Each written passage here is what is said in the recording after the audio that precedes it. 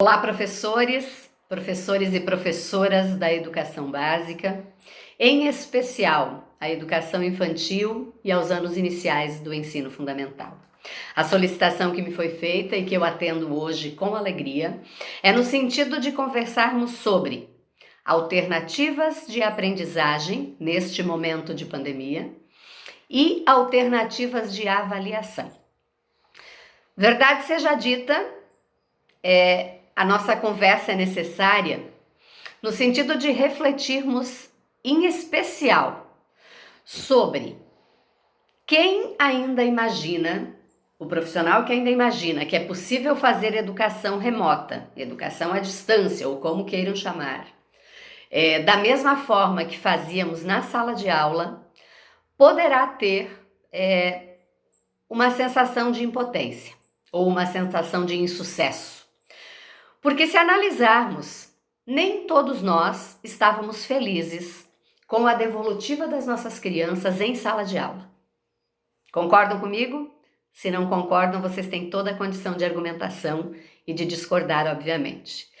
Eu trago para vocês, então, uma perspectiva, e ela é embasada no Parecer 05 de 2020, que é o documento que nós temos. Nós temos este documento norteador. O Brasil não tinha um plano para enfrentar uma pandemia. O Brasil nunca enfrentou uma pandemia com escolas fechadas.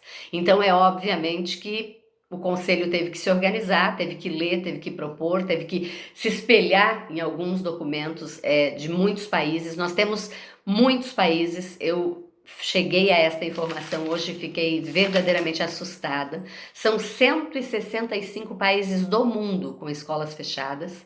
90% dos estudantes do mundo estão em casa. Alguns pararam antes que nós, outros não, mas estamos com um ambiente remoto, online ou não, trabalhando com essas crianças. Então vejam que isto nos coloca na condição de pensar que não é só o Brasil, que a coisa é muito grande, que a coisa é muito séria. Por que a minha fala é voltada ao parecer? Porque é o que nós temos de documento oficial que nos dá a condição de refletir e poder fazer as nossas práticas. Não fomos formados para sermos professores remotos, à distância. Não temos na nossa cadeira de pedagogia, na grande maioria de nós, talvez alguns até já tenham feito alguma formação específica, para trabalhar com a educação à distância. Ela é grandiosa, eu posso falar para vocês por um curso da UDESC, na qual fui tutora, eu acredito na educação à distância, porém, eu fui tutora de um grupo de graduação. É diferente de fazer educação à distância para um grupo de anos iniciais, por exemplo, que ainda nem construiu o processo de alfabetização, que ainda está aprendendo a decodificar. Vocês imaginem que se a gente pensar de acordo com a linha do Piaget, grande Piaget, ou de acordo com a linha do Vygotsky, que tem muitas coisas parecidas no pensamento dos dois, né? Que comungam. Se a gente pensar numa proposta sócio-histórica, se a gente pensar no aprendizado através da mediação, se a gente pensar nas interações da zona de desenvolvimento real, potencial e proximal, sempre a necessidade de um mediador, Vygotsky é claro enquanto a isso. Então, professores, basicamente, claramente falando, tudo o que nós precisamos neste momento é de muita leitura, é de muito estudo, é de buscar a capacitação para poder dar conta disso. Não é você, não sou eu, não é o seu amigo que não está dando conta. Nós todos estamos procurando alternativas de conseguir fazer aprendizagem e possibilidades de avaliação de forma remota. Primeira questão, e uma questão importante que eu quero pontuar com vocês. Existem duas formas de aprendizagem remota. Existem a síncrona e a assíncrona. Vocês que estão ouvindo esse vídeo agora e que estão ouvindo estas minhas intervenções, estão ouvindo de forma assíncrona, certo? Vocês não estão me ouvindo ao vivo. Nós não promovemos uma live ou um chat onde pudéssemos estar falando ao vivo. Vocês vão ouvir o vídeo e ter as suas impressões. É uma das formas de fazermos as intervenções com as nossas crianças, de forma síncrona. A gente pode propor alguns momentos em que ela esteja nos ouvindo ao vivo. O Educacim tem uma condição, procurem a secretaria está disposta a ajudar e vocês podem em alguns momentos conversar ao vivo, né, com as suas crianças. Eu lhes diria que seria importante, principalmente para algum conteúdo novo que vocês venham a trazer. Nós sabemos, professores, do quanto as nossas crianças precisam da nossa intervenção, do quanto algumas famílias têm dificuldade de interpretar um bilhete. Concordam comigo? O bilhete vai para casa, a mãe vem perguntar o que estava escrito. Porque às vezes as palavras que usamos ou o entendimento que ela tem não fazem decodificar a mensagem. Pensem nisso a toda e qualquer proposta que fizerem os seus alunos. Não necessariamente quando a gente escreve ou diz está sendo compreendido. Então, assim, uma forma é assíncrona, quando é ao vivo, quando é no tete-a-tete, ou pelo menos quando é no mesmo tempo real, e a outra forma é a forma assíncrona, que são os vídeos e as gravações. Tem gente que não gosta, tem gente que se sente mal, tem gente que não consegue se dar bem com a câmera, mas vai ter momentos, na minha concepção, em que é necessário essa intervenção. Principalmente se tratando de algum conteúdo novo que vocês possam estar propondo, certo? Para que avancemos no processo. Eu gostaria de começar, então, reforçar a questão com a educação infantil. A conversa precisa ser com os pais, os informativos precisam ser com os pais, o auxílio precisa ser aos pais, as propostas podem ser de atividades lúdicas, de brincadeiras, de jogos, de literatura, de resgate de histórias. Tudo isso o ensino fundamental pode fazer também. Sabe por quê? Porque eles são crianças até os 12 anos. E porque eles precisam conversar, ouvir histórias, saber das histórias familiares. Então, assim, esta condição de oferecer a possibilidade de literatura não é só para o infantil, mas no infantil, mais direcionado à família, lembrando dos materiais que vocês vão solicitar, do que vocês vão pedir, que sejam do que a criança tem a condição de fazer. Como é que nós vamos fazer isso no ensino fundamental? E agora eu volto a falar no parecer, gente.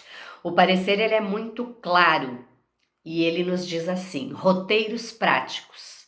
Então não divaguem com atividades muito difíceis de serem compreendidas. Roteiros práticos. Ajudem os pais, tanto do infantil quanto do fundamental, a organizar as rotinas.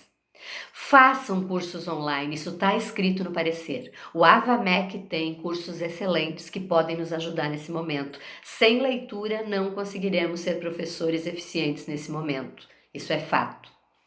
Aulas gravadas, então aqui volta a questão, né?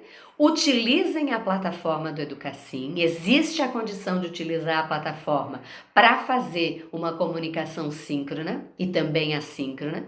Temos a condição de usar esta. O grupo do WhatsApp é uma forma da gente poder estar ali também interagindo, né? Atividades, exercícios, sequências, nós temos que estruturar de forma que o que chegue lá em casa tenha entendimento. Porque senão vai ser só um grande desgaste do professor tentando fazer e da criança tentando entender e não dar conta. Outra coisa muito séria, gente. Criança não fica 3, 4 horas sentadas na frente de um computador para ter aulas. Talvez ela até consiga ficar jogando, mas a atenção dela não consegue ficar presa por tanto tempo. Pensem nisto. Pensem nas propostas que estão fazendo. Não quero imaginar que vocês vão conseguir fazer 4 horas de atendimento, como fazem na escola, fazer também em casa. Vai ter que ser diferente essa dinâmica. Utilizem objetos de aprendizagem, orientações para os pais, guias para os pais. Para os pais podemos sugerir leituras, existem programas de vídeos maravilhosos no YouTube que o professor não precisa gravar novamente, ele pode sugerir para que a criança assista e depois produza os que já sabem, né? E depois escreva e depois sintetize. Pesquisa. Não podemos esquecer dos que necessitam do material impresso, né? Leitura, pintura, desenho, recorte. Tem criança que não tem acesso e tem criança que tem acesso que vez ou outra possa receber algum material impresso também. Aí é uma questão organizacional entre a escola de vocês, o CI de vocês, a secretaria e a forma de entrega, claro, evitando aglomeração. Os alunos de quarto, terceiro, quarto e quinto ano já têm a condição de fazer pesquisa, de dar devolutiva formal, né? Os que estão em fase de alfabetização, obviamente que primeiro, segundo ano, o ciclo, né, de alfabetização, vai precisar de muito cuidado ao planejar. É por isso que eu volto a dizer, nesta época, se planeja mais, precisa mais intencionalidade do que quando estamos na escola e nós executamos. Nós estamos propondo possibilidades que não são para nós efetuarmos como mediadores. Nós estamos propondo para um mediador fazer isso com as crianças. Cuidado, gente. Nós temos crianças, filhos de pais analfabetos. Nós temos crianças que não estão compreendendo o que está chegando. Então, tanto vocês podem reforçar, buscar novamente conceitos e conteúdos que vocês sabem que eles ainda não têm, quanto vocês podem tentar propor algumas propostas de conteúdos novos, se houver uma comunicação, se houver uma aula online, se houver uma comunicação síncrona, se houver uma comunicação ainda que assíncrona, mas que vocês estejam tentando construir o conceito. Não esperem e não desejem e não queiram isso dos pais. Proponham possibilidades agradáveis, proponham coisas desafiadoras e bacanas. Criança é pesquisadora, gosta de ir atrás, de buscar pesquisa, de buscar coisas interessantes. Então tomem muito cuidado. Busquem informação, busquem ajuda na coordenação pedagógica, mostrem o que estão propondo. Um coordenador, mediador mais experiente vai poder sim dizer, aqui professor, que tal inserir, que tal retirar. Isso é necessário, sozinhos nós não vamos dar conta disso tudo, assim, da noite para o dia. No que diz respeito à avaliação, ela me parece mais difícil do que na escola. Vamos falar bem a verdade que avaliar é uma condição que não é simples. Quando o aluno está ali contigo, quando tu está ali com ele todos os dias. Vocês imaginem ele lá na casa dele e a gente tentando avaliar daqui. O que o parecer diz? O parecer sugere, encaminha e dá a coordenada de que a gente use questionários, podemos usar algumas autoavaliações em que a criança responde. Eu falo agora do ensino fundamental. Na educação infantil, professoras, a avaliação ela não tem caráter classificatório. Ela vai ter que ser de observação junto às famílias, de devolutiva das famílias, de observar o que as crianças estão produzindo. E que talvez no retorno é que a gente vai conseguir ver o que a gente construiu nesse período, muito mais do que agora. No ensino fundamental, com a decodificação da escrita e da leitura, obviamente que já dá para pedir que a criança nos dê algumas devolutivas. Salas virtuais, dá para fazer de forma discursiva, isso é o parecer que está dizendo e não sou eu. Após o retorno, o próprio parecer diz, dá para fazer uma sondagem da compreensão que eles tiveram do que nós propusemos neste período. Listas de exercício, que não sejam enfadonhos e que não sejam um vendaval, um turbilhão de coisas que eles tenham que passar horas e horas ali. Que não sejam atividades desgastantes, mas que nos deem a noção se eles deram conta. Lembrando que eles vão fazer com a ajuda do irmão mais velho, que eles vão fazer com a ajuda da mãe e do pai. Então, assim, se vocês quiserem uma avaliação individual, ela vai ter que ser oral, né? Ela vai ter que ser ao vivo, no tete-a-tete. Isso vai dar trabalho, tem que ser uma organização, quantos a gente vai ouvir por vez numa sala de vídeo, né? Listas de exercícios são importantes, acesse a videoaula com critério, perceber se eles estão acessando. Quando a gente manda no WhatsApp, a gente vê quem viu, a gente consegue acompanhar isso virtualmente, né?